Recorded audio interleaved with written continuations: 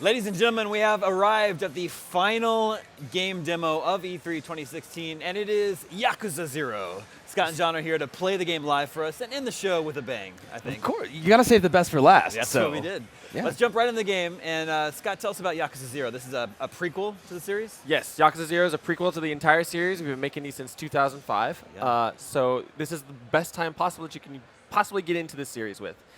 You're playing as two primary protagonists, Kazuma Kiryu and Goro Majima.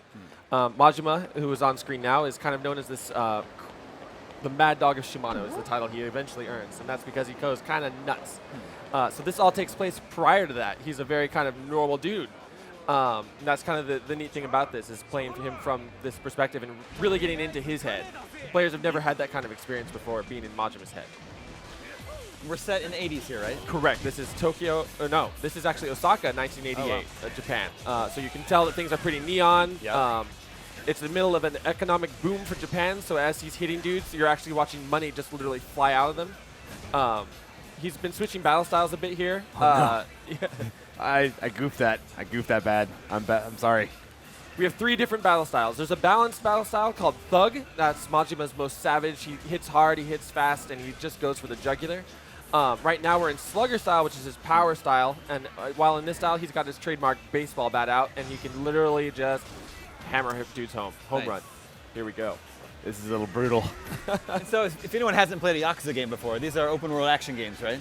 We don't typically call them open world. Really? We go for more of a sandbox feel. I mean, Okay, you're in these little cities. They're like, 5x5 streets wide, but they're jam-packed with activities.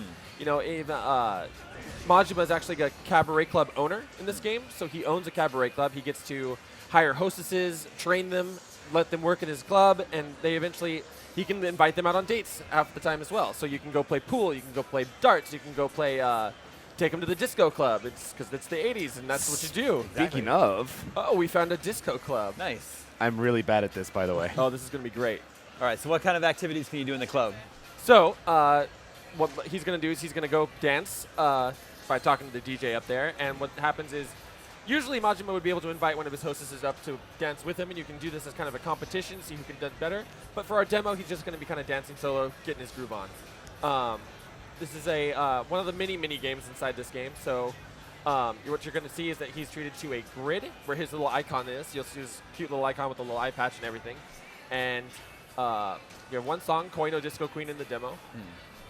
I was just going to ask, do you have like Japanese songs from the 80s that they would have been listening to? They're recreations. They're Okay. not necessarily the exact songs from the 80s, but Okay. they are as close as it 80s gets. inspired. Yes. Okay. Ironically, last year I was on the E3 live stage showing off another rhythm Yeah. dancing game. Yeah. So we've come full circle 1 year later. All right, so let's see how... How Yes. poorly John does? Yes. I got this. So what he's doing is he's trying to get to that square. Okay, John, slow it down. Is he just I'm showing super off? excited. He has to get to that square and hit And the then press button, the just button. as the thing kind of closes Okay. in on the square. Yeah. But the thing is, the more steps you take to get to the box, the more points you get. Okay. So if you're able to, it's almost my risk God. reward. You Yeah. have to try to get there in as many steps as possible, but not miss it. It's really hard to do this without sound. Well, he's, Yeah, I bet. he looks like he's got some good moves just on the screen there. Yeah, he is handling business. He's owning the dance floor. There's nobody else up there with him. If John does well enough, you'll actually be able to bust out his Disco Fever. You press L1, he'll bust into these special moves, and that's going to increase that voltage meter on the right, what you're seeing. And that's essentially the audience appreciation of these moves. Yeah. Hopefully he can press them at the end, but currently it doesn't look like we're on track for that. Why you gotta rub it in, Scott? You said we're in Osaka, right? Yes. Does the whole game take place there? Majima's story takes place primarily in Sotenbori, Osaka. Okay. And Kiryu's story, who's our other protagonist, is going to be in Kamurocho, Tokyo. The two of them their stories intersect and intertwine. You play as 2 chapters as Kiryu, you'll play 2 chapters as Majima, and even though they seem like there's these 2 separate events kind of occurring, you realize the connection, and it's a pretty intense moment when that happens. The story's very dark and cinematic, really story-driven type of game, but at the same time, you're running around doing this kind of stuff in town. There's these, it's we call it salty sweet.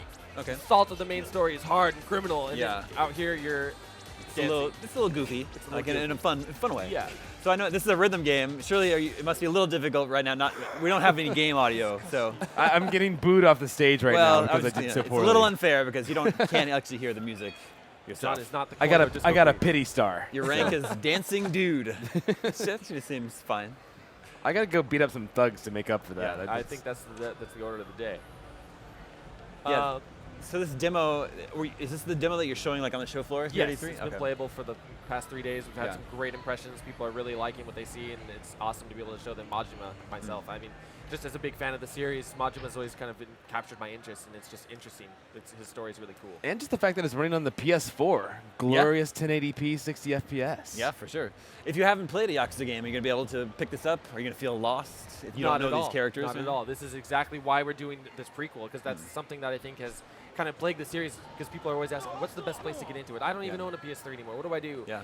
And this is the answer to that. You're going to the very beginning of these characters. You're able to see them grow into who they become, and it's going to be awesome. All right, so what are we going to do next here? John is looking for thugs, and they're right behind him. Thugs. Bikers. Bikers this time. So still in his baseball bat I'm style. gonna maybe Bruce we're Lee going to him. bust out some nunchucks. When you press down, what's actually happening is you can equip a weapon. So Majima has several different types of trainers in the game that he can run into, and they'll teach him nunchucks, tonfa, pole arms, and katana, amongst others, and that'll allow him to wield those with more success. You know, video games are really good at letting us do awesome things that we would never get to do in real life. And as awesome as nunchucks are, they are very infrequently used in video games. I know, right? We need to see more nunchuck action. So he's in his basic thug stance at this point. This is a very balanced style. It's one of the best ways to just be both offensive and defensive at the same time. Clearly offensive here. Wow. Pretty brutal. So there are like environmental takedowns? Yes, very contextual. The whole game's very contextual like that. Same thing. My bad. His power style, the baseball bat's also very brutal. It's better, it's kind of suited toward single targets. And in these tight alleyways, the baseball bat's going to kind of hit things and bounce off of it. So it's not necessarily suited toward these more tight spaces. Whereas the breakdancer style, which we still need to see a little bit more of, he is literally able to just start dancing on the floor. It's great for against group battles, that kind of thing. It's called his speed style. So when you're not in a story mission, you can just sort of run around and participate in all these activities. Beat Run people your up, cabaret club, beat get people money. up. I'm just wondering Go what on some of some the other activities are. Are we going to do karaoke now? We have a karaoke bar. John is Perfect. hitting it. Without audio again. Yeah. What a king. So we're going to pick a good record. What are we going to sing to? Let's see. Oh, Lord. Can you even play tambourine? If you have a girl with you, you can choose to let her sing and just kind of clap along. Okay. Hopefully you don't screw her up. She'll get mad at you if you screw her up. 24-Hour Cinderella, my favorite tune. That's a classic. This one's one of Majima's, yes. Ooh, I love the recreation of the karaoke. Yeah, it's all very legit. That's like done. pretty spot on. Yeah. And it's all like that. Everything about this game is very well researched. The 80s are faithfully recreated. There's actual brands, actual stores that you could probably find in Japan that have all been kind of brought backwards in time. Sure. Yeah. No, I love the idea of exploring Japan in the 80s. Yeah, it's a very cool concept, and it's well executed. In fact, one of the first things that happens in the game is you start the game as Kiryu, and he gets a pager text, and he has to go find a payphone in order to call someone back. And no one remembers what that was like, but he can't just pick up his cell phone and be like, "Hey, guy, what's happening?" Yeah. He's like, "Oh, I think this is my bro Nishiki," and he has to go find a payphone, which is great because that's also how you save the game. So they're littered around the city. So we've got two protagonists in this game. Right. Will their paths ever cross? Or is that a spoiler? I don't want to. Yes and no. I mean, they end up working towards a similar goal without ever having to cross paths. Okay. That's kind of canon, is the understanding that they haven't really kind of become what they are at this point. I see. And at the end of it all, is the idea to sort of set things up for Yakuza 1? Exactly. Okay. So Kiryu is, by Yakuza 1, known as the Dragon of Dojima. He's become this force, and that's kind of what we see happening in Yakuza 0. We know that he's going to eventually become the Dragon of Dojima. We just don't know how he got that title. Now we will. Okay. Whereas Majima, known as the Mad Dog of Shimano, is going to go literally insane. Okay. It's a very dark kind of path that he ends up on, and he makes a conscious choice to pursue that, and that's what kind of drives him down this dark path. It's interesting to watch that kind of the fall of this man. I did a little better than dancing. A little better. Not bad, John. 72, sure. Karaoke Bozo. I need that on a business card, right now. That's a really good job title. All right, what are we going to get into next? Should we beat up some more We I absolutely think we should look should. at some thugs. If you'd like, you can start a sub-story. There are over 100 different sub-stories in the game. And is it like a side quest? Side quest is a good word for it. What happens, but they're almost like individual stories of these characters. They're not necessarily things that you have to go fetch this or go do that for this person and bring it back. It's more of just like in Kiryu's side, for instance, he will run into a dominatrix who is not so great at being a dominatrix, and she's gonna be like, Kiryu, you look like the kind of guy who can teach me to be a better dominatrix. And so he's like, sure thing. Majima side, we do have 2 subquests in this demo. One of them is a statue who's hanging out on the bridge. And Yeah. I forgot about you that. can Sorry. Go there, yeah. That statue will eventually have to go use the restroom, and Majima has to distract his crowd so that he can sneak off and do that. I see. I think we are approaching the statue now. The other one in Majima's sub-story is Majima's demo is a girl who approaches him and immediately asks, I want you to be my boyfriend. And he's like, whoa there, right off the lady. bat. And she eventually just reveals that she has told her father that she's dating a man with an eye patch, a ponytail, who's thin and looks like he has the air of a dagger. What are the odds? What are the odds? And so she's like, you fit the bill. Come meet my dad. Try not to piss him off.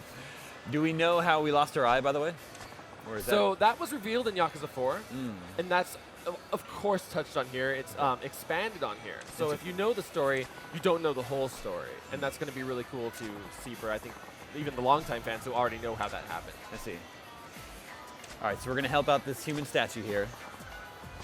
He hasn't earned his crowd yet. He's talking to Majima a bit about what it's like to be a street performer in the 80s on the streets of Sotenbori. He's obviously interested in upping his game. And Majima's sort of a kindred spirit in that sense because Majima owns his cabaret club. And he's out there. He's known as the Lord of the Night in this town. He's got money. He's got women. He's got fame. And he wants none of that. What Majima wants is to get back in the Yakuza. He's at this point in his career where he's been kicked out of the Yakuza for having defied a direct order. And that pertains to his loss of the eye. He's trying to earn his way back into the Yakuza by making a ton of money with the cabaret club. And you will find out very early in his story that what happens is his next they keep raising the bar on him and they're saying, now you have to perform a hit. And Majima's never had to do that, and he's kind of going to wrestle with that a little bit, whether or not he can actually go through with that task. Can you drive vehicles? No vehicles, however, there is a vehicle sequence late in the game. I don't talk too much about it, but it's there. Sure. You actually no real need to. Well, there it is. The E3 show floor is closing. We did it. We We did did it it. We're is. free. We're free. It's over. The voice of God has come over the intercom here at the LA Convention Center and is kicking us all out of E3. That means the show is officially over. But gentlemen, thank you so much for coming on and being the course. final demo of IGN's live show here at E3. Awesome. Yakuza Zero, when does it come out? Early early next year. 2017. Early next year to PS4. PS4. Exclusive. Awesome. Thank you so Physical much. and digital. For those of you watching at home, thank you so much for hanging out with us all week for Game of the Show. We're going to talk about it or what? Up next, we're going to reveal IGN's Game of the Show. So stay tuned. What is it? You're going to find out.